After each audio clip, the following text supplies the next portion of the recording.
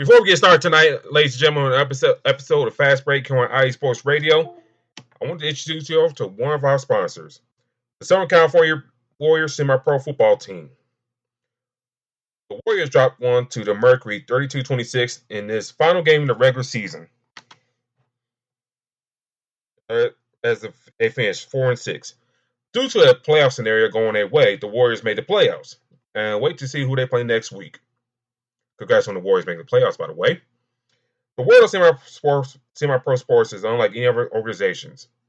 Players pay to play and play in hopes of so many different outcomes, whereas playing to get film to try out for professional teams, big-time colleges, or just playing to stay in shape. No matter what, all semi-pro players have one thing in common, and that's playing for the love of the game. The SoCal Warriors have been on the quest of their times to give players second chances since 2017. Wherever you're in Southern California or anywhere in the world, give semi-pro sports a chance if you love your sport. Make it that second chance you've been waiting for as an athlete.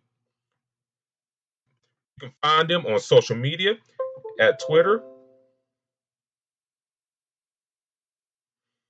at SoCal Warriors, on Instagram Southern California Warriors, or on Facebook Southern California Warriors. Background Check International. Are you looking to a background check for a new hire on? Let Kit Freeman take care of that for you. Kit founded and has managed Background Check International since 1994.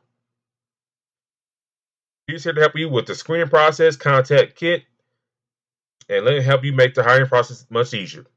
This business is not used for professional background checks and not used for the use of any crimes such as illegal theft, or identity theft, or any illegal activity. You can find them on social media at Background Check International on Facebook and on their website, bcint.com. Now to the show.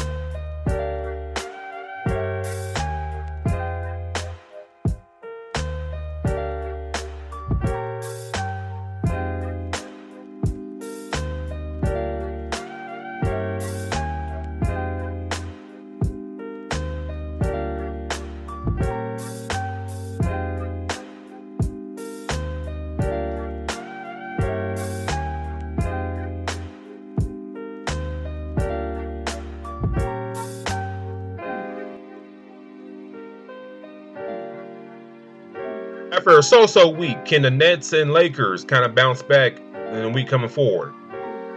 We'll discuss that. Plus, is Russell Westbrook out of pocket for going after Darius Brazley after making a dunk after the Thunder comeback? Is he right in the right or he's in the wrong after they blew a 26-point lead? Plus, are the Wizards and the Bulls for real this season? They're both 5-1, sitting top of the East right now, early in the season.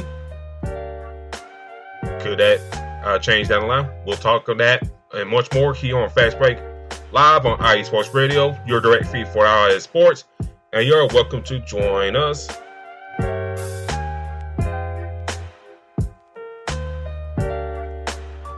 Join us as you shout tonight, ladies and gentlemen.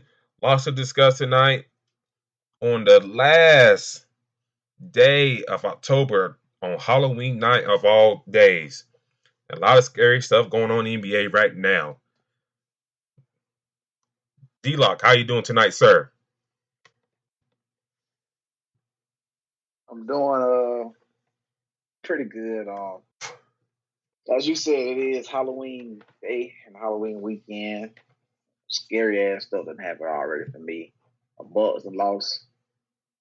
And then, to make it worse, Florida just blew out of Georgia yesterday. So, and to top it all off, to tell you how even scarier this gets, Orlando Magic give the Pistons their first season with a minutes limit on Cade Cunningham. So, yeah, this is a crazy past couple of days for me. Yeah, pretty crazy day and whatnot. A pretty crazy weekend, really. My Titans won in overtime against the Indianapolis Colts, where they were the underdogs in that game.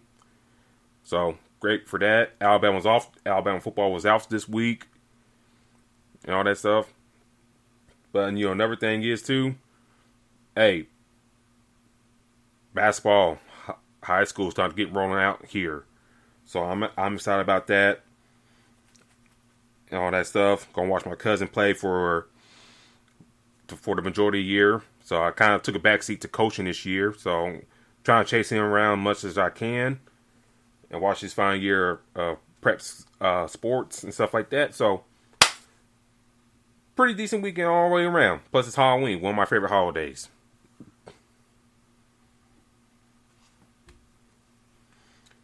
But D-Lock, it's Halloween, and associated with Halloween, a lot of suspense, a lot of scary stuff, and just plain spookiness. Two teams, I think, when you had kind of like in the finals or penciled in, are the Nets and the Lakers. When we talked, I think earlier last week,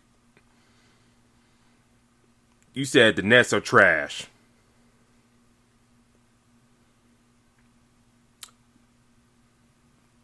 What do you think they need to do to kind of right the ship?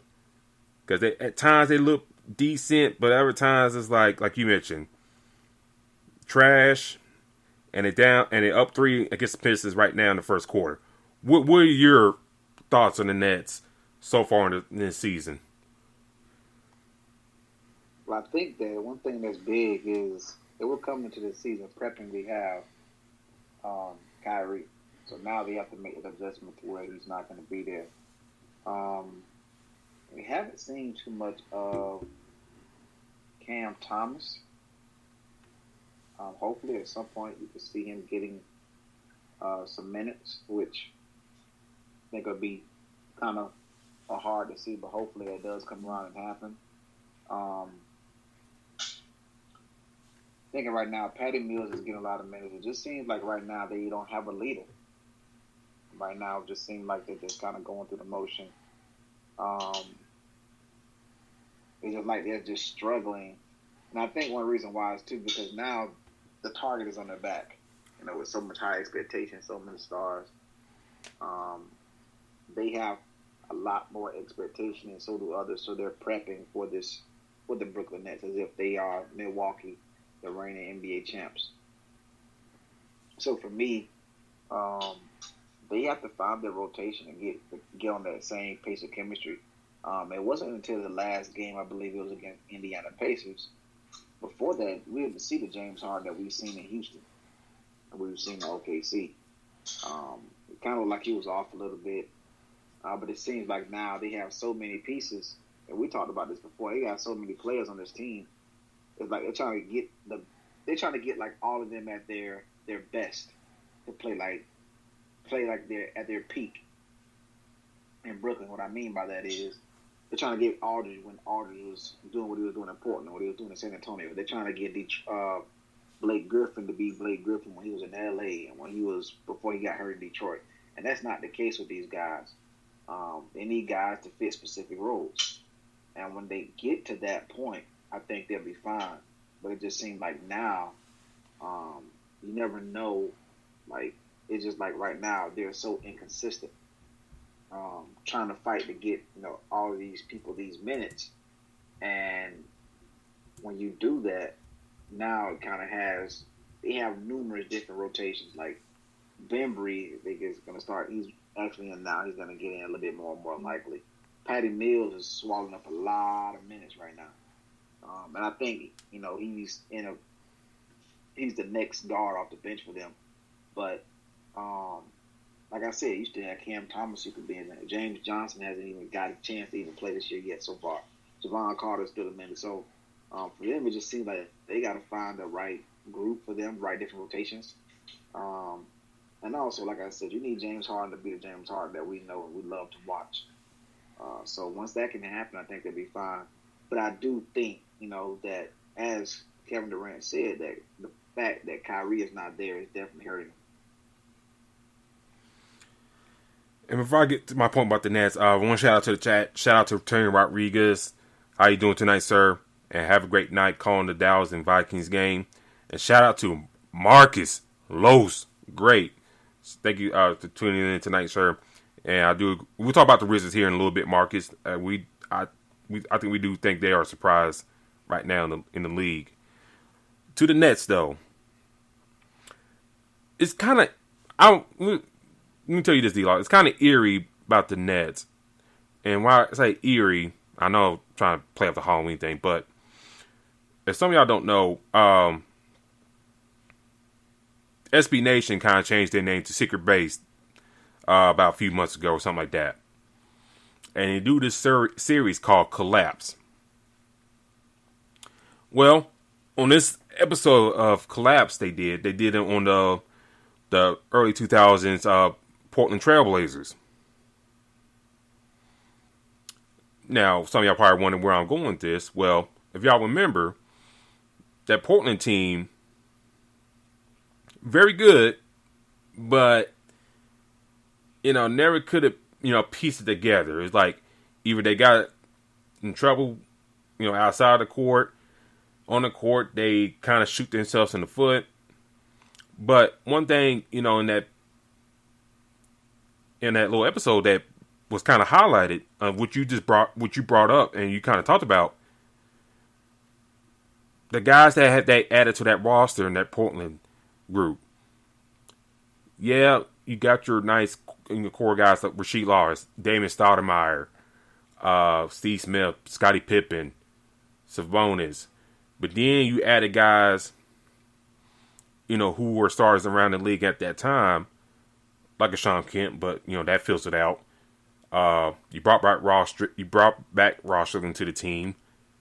That kind of hurt the confidence of Damon Stoudemire. Detlef Shrimp. And then, Bonzi Wells, Zach Randolph, all those guys added as well. Dale Davis, who was an all-star the year before he joined the Portland team. So, what I kind of getting at is like, with this roster what the Nets have now, and you mentioned about Blake Griffin trying to play like Blake Griffin, that's in the past. You're talking about a couple ACLs. You got talking about 2 torn ACLs, Blake Griffin. You don't get that guy again. You're not going to get that, Portland LaMarcus Aldridge. You're not going to get that Atlanta Hawk Paul Millsap. James Johnson, he's up in his 30s. But you're not going to get the younger version of himself. Patty Mills, same thing. So it's just like this eerie similarity between those two teams. Granted, they don't have Kyrie. That's the main thing. And the longer he sits out, the longer it's going to hurt this team. But, for the Nets to find their groove back, I really don't know which way they can go. It seems like going the old veteran route is not really working. You drafted 2 guys in the first round, in Cam Thomas and what's the other kid's name? Darian Sharp. You gotta see what you got in those guys. Maybe they can step up. Maybe they can contribute and whatnot. I know that last game they didn't have Claxton starting. That's another young guy that you can use. Yep. But looking at this past Indiana game, besides Torrey Craig having 28 and 11, which he'll probably never do again in his life, they kind of held those guys in check. Durant had a solid game. Harden had a good, efficient game.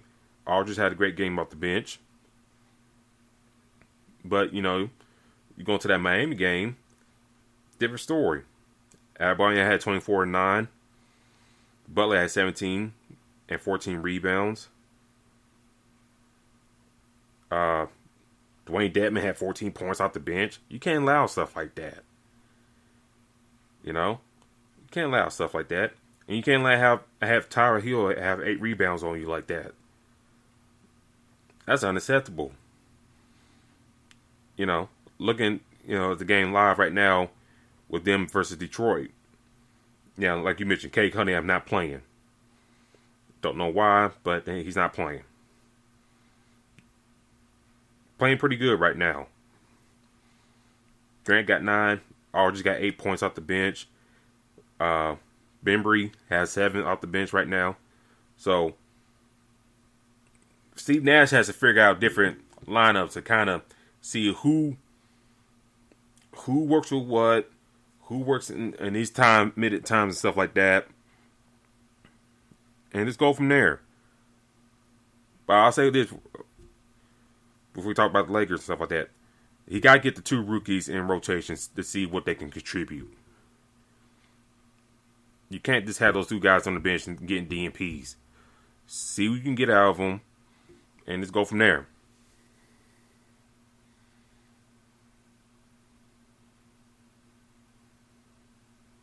Yeah, I mean, my thing is, like, you got the guys that you drafted, and that's all I'm saying. I'm still trying to see where we're going to see the Cam Thomas is going to get in. But a lot of these guys, are just, like I said, to your point with the whole Blake Griffin thing, like, he's not that guy anymore. That's not him, but it seems like a lot of these guys that they have, they're trying to get them to be these players that could be what they were in the past is what they want. But that's not the case. I mean, we know who your stars are. Your stars are James Harden, they are Kevin Durant. And clearly at one point it was supposed to be Kyrie Irving. So I'm thinking right now, I think the biggest thing is this team's expected to have Kyrie and he's not there. So now they need to know how to plan, like basically they need to adjust to not having this guy on the team. That's the best way. That's the only thing I could think of right now, man. Like, is that, and then like I said, you got some of these guys that now that the Kyrie is gone, like these other guys are trying to fill that role of trying to put up these monster numbers that they used to. So, and I think that's what lies the problem for the Nets. Yeah, like Marcus saying in the chat, I mean, it's year 2, no excuses. I know, granted, yes, they lost. I mean, Steve Nash lost some valuable pieces off his coaching bench, but still, I think if you're Steve Nash, you're a smart player. You got to get that figured out. And for the Brooklyn, they're up 9 right now in the second quarter. So I think they can hold the string hold, but with this young Detroit team, who knows, if they come back or not. But speaking of Detroit, I know Cade Cunningham didn't have the best game in his first game, but how do you think he looked to you in his first game?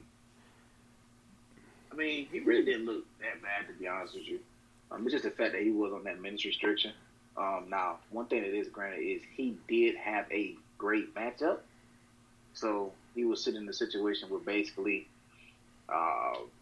he is in the matchup against the Magic, who lets basically guards do whatever they want against them, which hopefully that changes eventually. But him and Jalen Suggs were kind of going back and forth. So for me, I just feel like he played pretty good with the minutes that he had. Clearly, he's not at that full go yet. Clearly, one of the main reasons why he didn't play today. But hopefully, we'll see that moving forward with him. But he looked like over time he's going to be what is expected as a number 1 pick. Yeah, I thought, not shooting the ball well, but it's good to see him get run out there.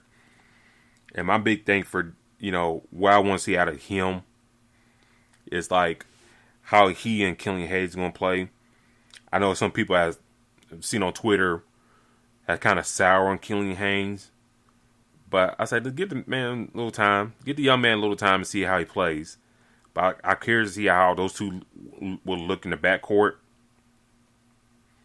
In my eyes, Kelly Olynyk has been pretty decent for Detroit. Josh Jackson, pretty solid for them as well. I mean, he's got 10 points off the bench for them against the Nets right now. But once he gets his legs under him, I think you'll see a different dynamic to the team. And probably prove his status as, the number one overall pick, in my eyes. But, them playing against your Magic, the other day, you talk about going back and forth with Jalen Suggs. I think, for him, take your time with it. You're not going to make the playoffs this year. And then when you're right and healthy, show what you can do, and then come back in year 2 to be that dude. Because we seen as we kind of like seeing around the East, the Wizards having a surprise run. I didn't expect that. The Bulls, I think you called it. You had more faith in the Bulls than me. They're having a solid run. So, just be patient. Get your legs back on you, and then come back in year 2, and you could be a surprise of the team of the East next year. Yeah, I mean, grow into grow. Let it go into what you can be. I think that's the thing too. Again, that's one reason about the Magic that had me so pissed off about them for years to come. Hopefully, it changes. Is the fact that you get your chance a team to grow makes a big difference. I remember seeing a tweet yesterday. I think it said that, or a couple of days ago, when Detroit played Orlando. Prior to it, they said Cade Cunningham was playing, and Dwayne Casey was saying that he would basically go to jail if he played him. They would arrest him if he played him over the minutes that he was expected to play. So basically saying that he's so much under minutes restriction, and they're monitoring him that they're not trying to overwork him right now. So they're trying to give him a chance to develop. They're giving him chances to do that. And when you have that sign, like, them saying, okay, well, hey, we're going to give this athlete or this player and this coach time to develop, you might have something special there. It may not be the first year. Hell, maybe the first year and a half. But give it some time. There's a lot of players that we've seen develop over time to be, good and great players. So I think that the more time that they give him, the more patient they are, the much better they will be. Now, clearly, we are talking about the Pistons. I mean, right now, before this past game, they were 0-4. So they're nowhere near, going to make the playoffs, in my opinion, even with them being on the East. So, use this year to get him, involved, to get him situated, and start to build around him. When you start to do that, you're more likely going to have a high draft pick this year if you continue to go the way that you're going. And maybe you can pair him up with somebody else, and that could be your pieces, moving forward. Because you can have them pieces probably 10 to 15 years. Yeah, and kind of staying on the topic of having the right pieces for the next few years, which transitions to the Bulls and Wizards. We'll start off with Washington. They're 5-1 right now, D-Lock. Did you envision them starting 5-1 to start the season? I'll be honest with you and say no. And this is the reason why I say this is a scary season already. Now, I did expect Kyle Kuzma to be a different player than what we've seen in LA. We know what Montrezl Harrell was prior to getting with the Lakers. Caldwell Pope is still not that big of a difference just yet, but expecting him to also improve. But Bradley Beal's being Bradley Beal. But this also gets you to wonder, and I think we'll transition to it. I may be bringing it up too early, but is Russ that big of an issue for teams? Like, now you're looking at a team that, I guess you got a couple new pieces in Trez and you got Kyle Kuzma, but you still had Daniel Gafford there. You still got, who hasn't played yet, Rue Hachimura, Bradley Beal, a couple of all these other guys.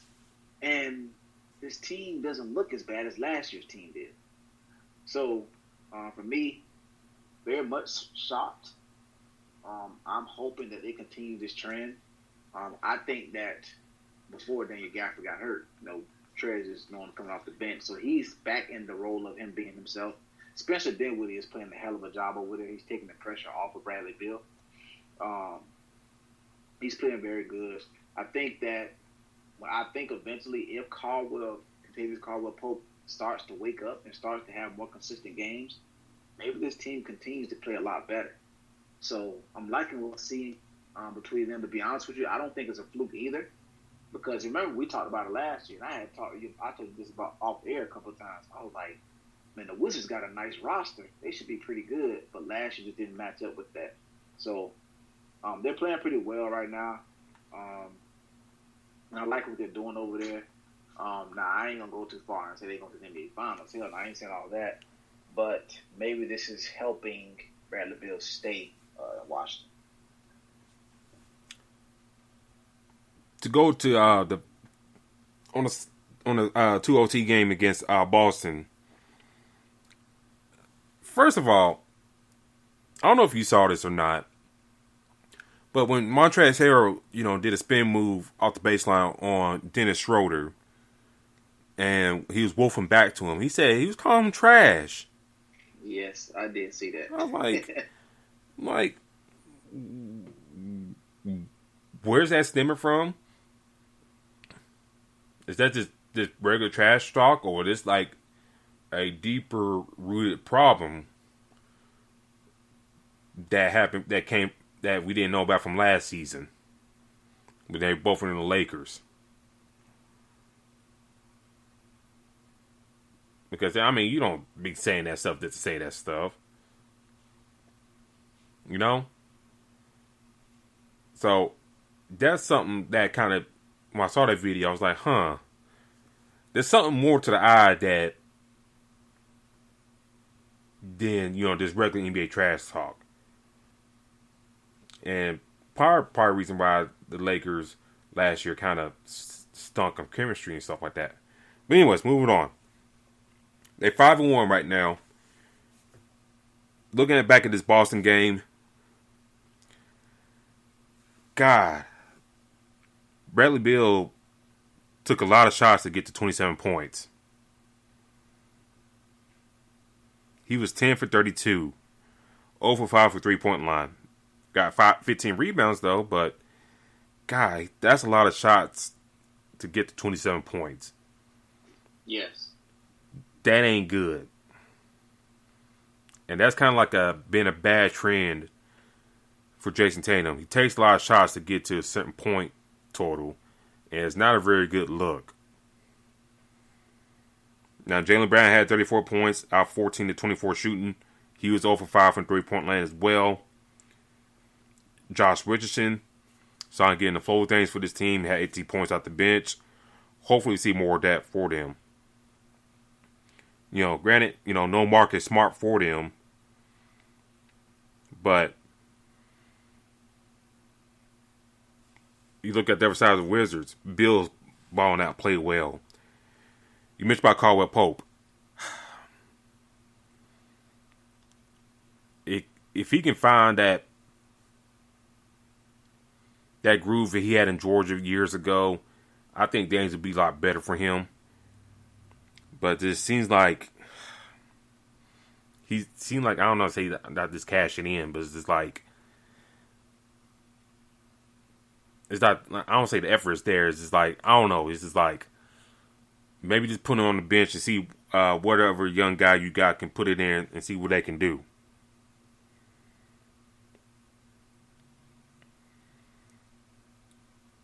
Dinwiddie, I wish he got his money. I mean, granted, he did get paid, but I wish he got more. He's been playing pretty great for them. Kuzma,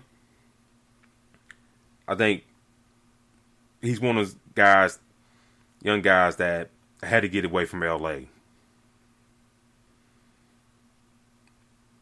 You know, I agree with that. Just get away from LA. I mean, granted, yeah, you're in the DC area and stuff like that, but it's not like LA. You know, in a sense. And I think, you know, I'm not saying you can do a lot of stuff in DC or along the coastline and stuff like that, but sometimes different areas you can focus on other things, or focus mainly on your job, in a sense.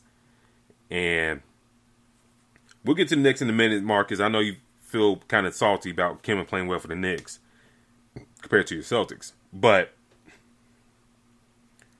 him having 17 rebounds, 17 points, shooting the ball pretty decent so far this year.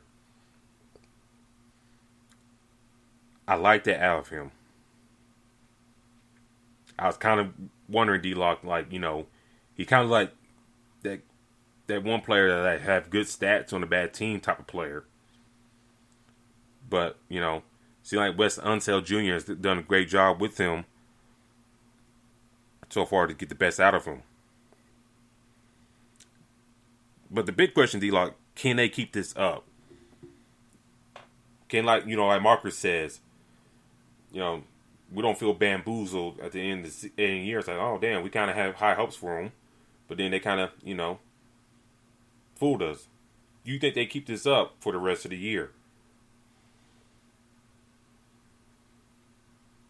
Talking about the Wizards, correct? Yes, the Wizards, yes. I mean, I think so. Right now, I think the biggest thing is you do have Rui Hachimura is going to come back at some point. I just feel like Dinwiddie was a hell of a piece for them. I think Dinwiddie is doing his thing, and kind of, like I said, having the pressure off of Bradley Beal. Now, at first, before they got him, it was clearly going to be all on Bradley Beal, but you know, he's taking the pressure off, and Kuzma just looks like a different guy right now. You know, we talked about it. You know, we talked about the longest. You remember people were saying in LA, well, when is Kuzma going to take that step, or what he can be? When is he going to take over? Well, now when he has less pressure on him, or at in a different team, he looks like a different player. That also goes when we'll transition to them is the Chicago Bulls, Alonzo Ball. It's another player that thought at New Orleans he was going to be a big difference, and now he's with Chicago and he looks different as well. So for me, I think the Wizards are going to continue to be pretty good. I do think they keep it up. Now, like I said, I'm not going to sit here and say they're going to be top 3, top 4 in the East. That's just a little of a stretch, but I do think that they'll be one of the better teams to look out for. You know, I think they'll be like a 6th seed, maybe a 5th seed, maybe. But the East just got a hell of a lot harder. We talked about it with the Knicks playing how they're playing, and also Chicago. So I like the Wizards to continue the pace, but we'll see where they land at during playoff time. One more note before we go to the Bulls. Kyle Kuzma leading his team in rebounds early in the season with 12 rebounds per game. I mean, granted it's early in the season, and like you mentioned, Gafford, he's going to be out for a little while. And we'll see, maybe Trez overtake that stat. But right now, Kyle Kuzma leading the charge for the rebounds for the Wizards at 12 rebounds a game. That's insane. What's also insane, D-Lock, the Chicago Bulls. They're 5-1 as well. Playing very excellent ball. What are your thoughts on Chicago so far early in the season? I know you mentioned about Lonzo, but does DeRozan get some praise from you as well? Yeah, I actually was gonna mention him because he's playing excellent right now. I think he's playing a very. We talked about it last weekend about the Bulls. As far as being really surprised, there ain't really too much surprise on how they're playing. I mean, they just look really good right now. I mean, at this point, another person that's playing a very good role for them is Javonte Green. He's coming in and he's playing very well for them. And it seemed like what this team did, they went and got more defensive players. Alex Caruso is averaging about 25 to 30 minutes a game, and he's playing very well on the defendant side as well. Like, so this team looks really, really good all together. Vooch is going to be Vooch. We talked about that before. So I like what they're doing. And on top of that, we're talking about the pressure being off of Bradley Beal in Washington, but the pressure is really off of Zach LaVine in Chicago. Mm-hmm. Like, they're not really depending on him to do so much with the other pieces that is there. So for me, I really like what is going on in Chicago. Now, can they be consistent and continue this is the biggest question. But, grabbing a DeRozan was very good. I mean, clearly is doing well for them. So I really like what they have going on right now, and I think they're going to continue to press forward. I like what they're doing right now. I think they're playing very excellent.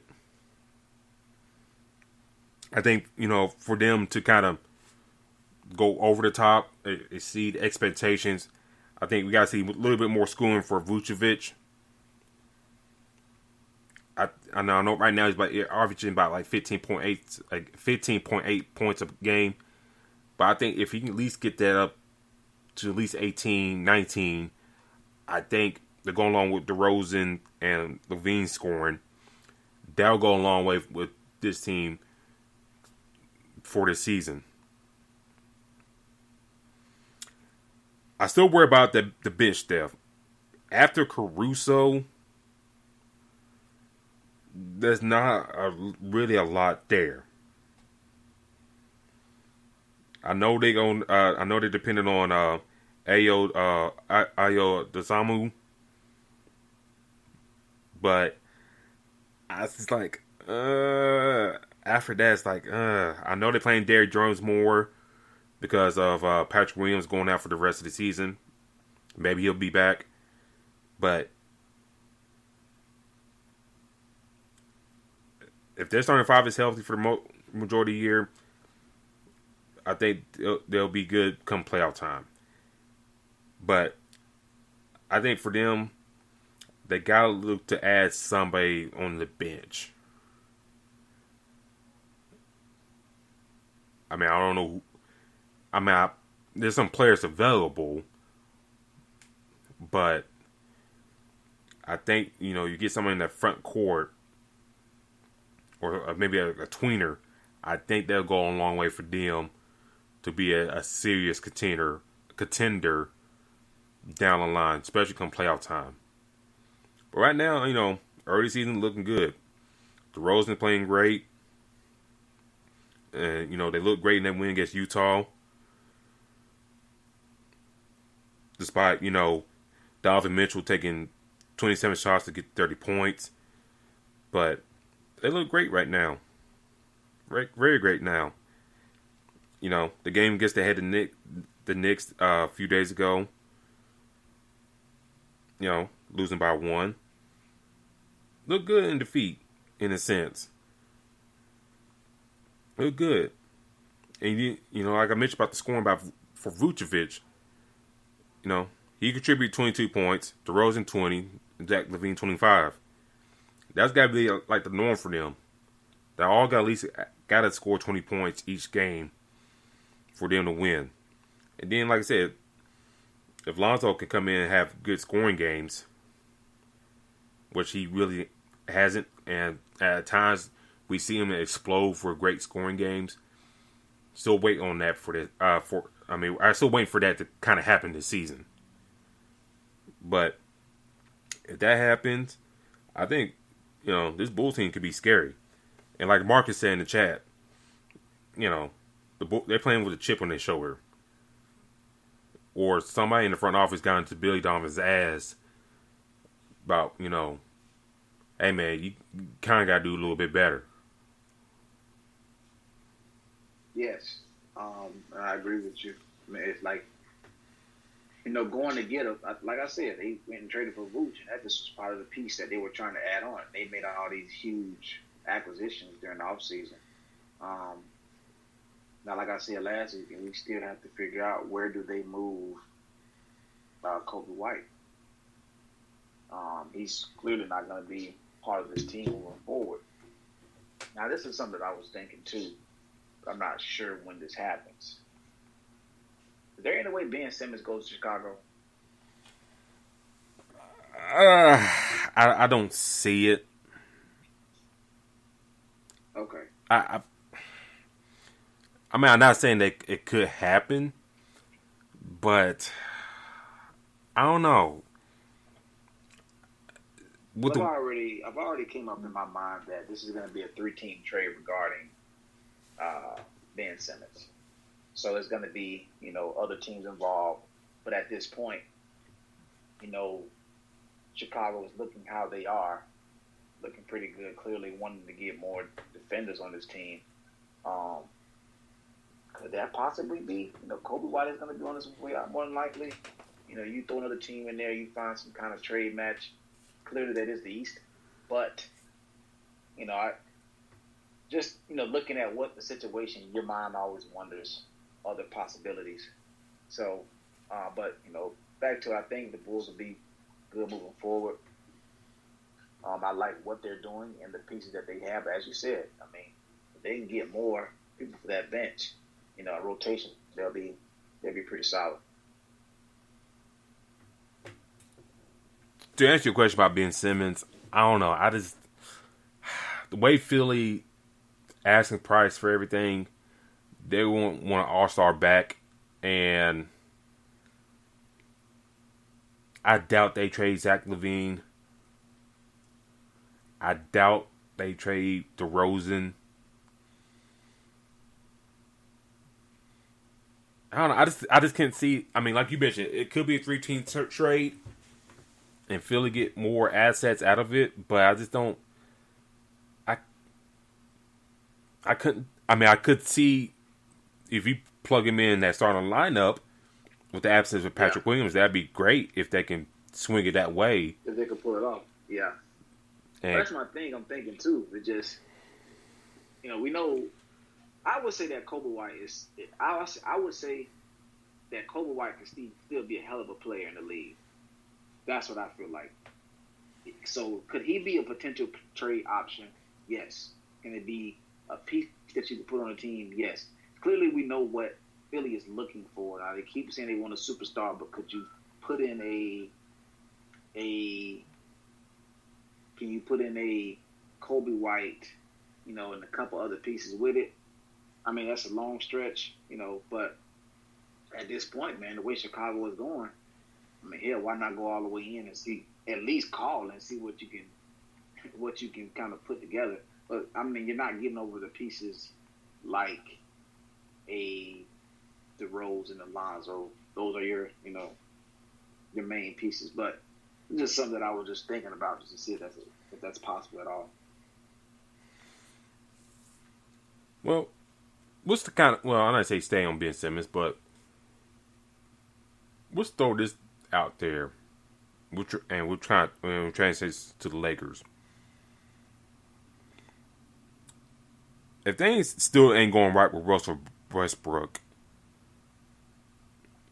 with the Lakers, could you see the Lakers maybe calling Philly and say, hey, here's Russ, a couple first round picks because, we're the Lakers and we don't really value first rounders like that since the late 90s. Do you want to we give you just 2 picks here, Russell Westbrook, and you give us Ben Simmons. Can you possibly see that happening? And you tell I Daryl. can. Go ahead. Oh, I was about to say. And you tell Daryl Morey, say, hey man, you get an All-Star back. That's what you want. And Yeah. you're not gonna get what you want. So it's like either a take it or leave it deal, or shoot your shot with somebody else. What you think about that? I mean, I think that could be a valid piece. Now, the only thing that made me kind of consider that as possibly not happening or would have somebody in that front of was like, hell no, we wouldn't do it, is the fact that they're missing that defensive presence in Philly. Like, Yeah. so what Ben Simmons is, we can talk crap about how he plays as far as shooting, him giving up the assist or the dunk to somebody, but he had a very good defensive presence there, and it's being missed right now. And to bring in Russell Westbrook would just be like that'll be like going backwards, hell, in a sense right now. So that's the only thing that would make me think for them to not do it. But again, the fact that it's a superstar, and what he could do, I would say that's a very, very much true possibility. Another thing I've been noticing too with the Lakers is they're running a lot of pick and roll with Russ and DeAndre Jordan. I don't know why. So you don't know why? DeAndre Jordan. Carry on. Continue. So to me, I'm thinking that could this be a possible Russ and Embiid, combination that you can have? Sure. I don't think it would be that bad. Now, my thing is the fact that Joel Embiid clearly does interviews and doesn't care what the hell comes out of his mouth. So, could you see the situation where he says something of a bad game, Russ having turnovers? Do you run a similar issue with Ben Simmons? Possibly. But I wouldn't shoot that trade down. I mean, a possibility of it at this point. Ben Simmons would definitely help the Lakers with the defensive side is what they need, because they playing defense right now is off. They cannot stop any bigs right now, which is a shocker to me, being the fact that Frank Vogel has a defensive mindset, a defensive coach. So, and had that presence, a couple of years back. So for me, I think Ben Simmons would do wonders over there in LA. And then also, clearly when LeBron would retire, he would fill that role or follow into that role and be there with AD. So it's a possibility. I mean, but like I said, I talked to you. I messaged you after I seen that Russ damn near averaging like 8 to 10 turnovers a game. I'm like, dude, how long does Russ actually stay in LA? Like, how long does LeBron let this just happen like this? So it could happen, but that's why it's kind of something to monitor.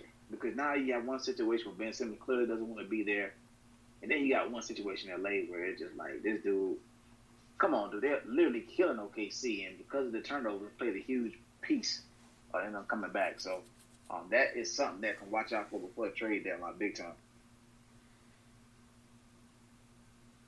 Speaking about the OKC game, fair or foul for Russell Westbrook to get mad at Darius Brazen like that?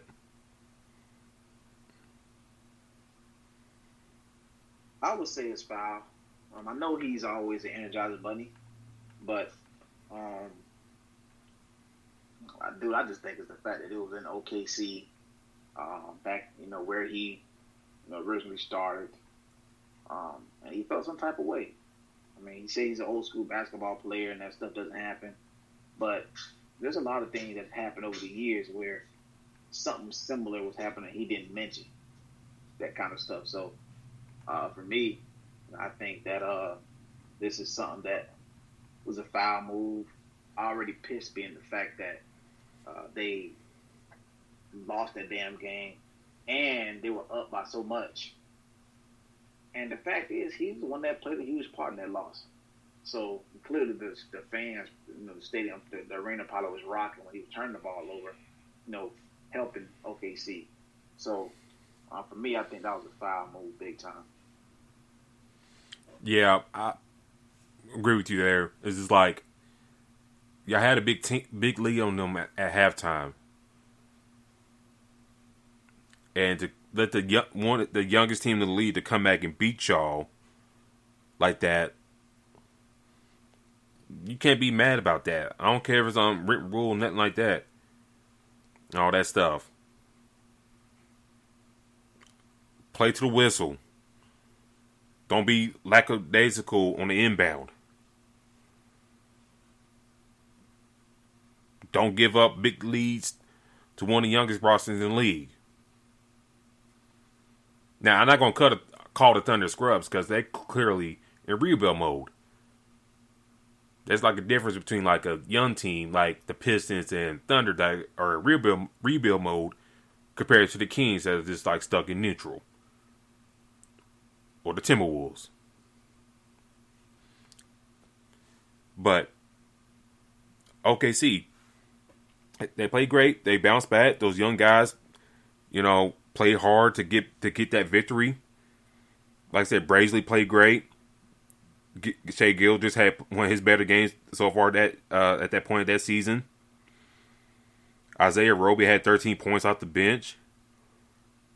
Josh Giddey looking pretty good for OKC.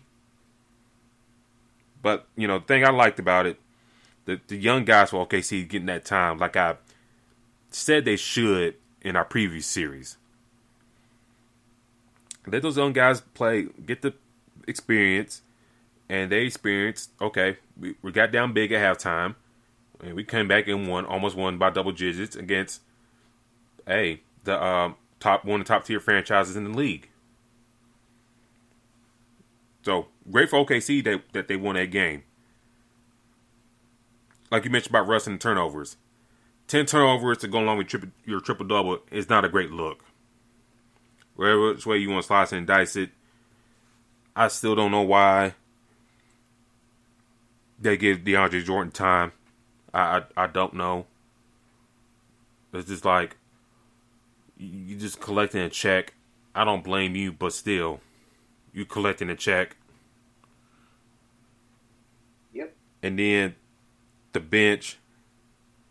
If Melo has a good game, it's great for them. But he going on rewind the clock so many times. And then, God, you got a bench of guards. Rondo and Avery Bradley come off the bench to go along with Westbrook. That's not a good combination group right there. So hopefully Wayne Ellington comes back soon. That brings out more balance. Hopefully Kendrick Nunn, he comes back soon and stop messing with strippers. But there's got to be a balance with this team, and they're not having that balance right now. My thing is, D-Lock, I'm going to tell you this. They hitching their wagon to the wrong horse. This team got to play through AD.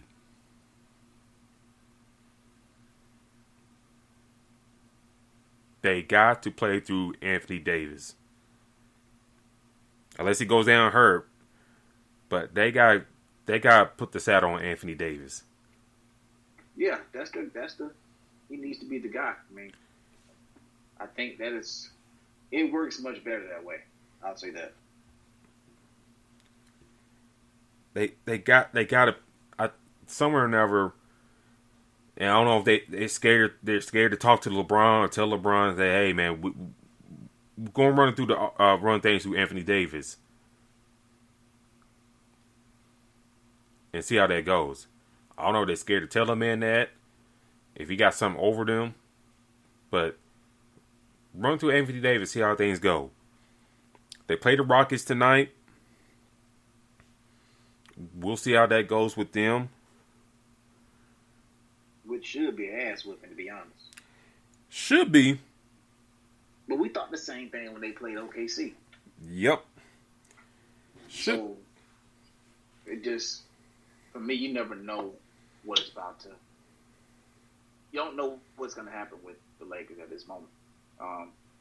And we're just, like you said, they run through AD. I think things go as planned. But I tell you one thing, they damn sure don't play no defense right now. They make sure them games be super close. They had Darius Garland and Ricky Rubio up in there cooking a couple nights ago. Mark is saying in the chat that I'm trying to get cats fired. Hey, sometimes you gotta be a man. You gotta step up. You can tell him no.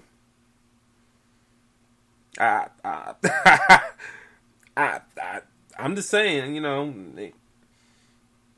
like the episode of Martin, trying to challenge Tommy Hearn. He said, you to get Hitman. He backed up. I was like, okay,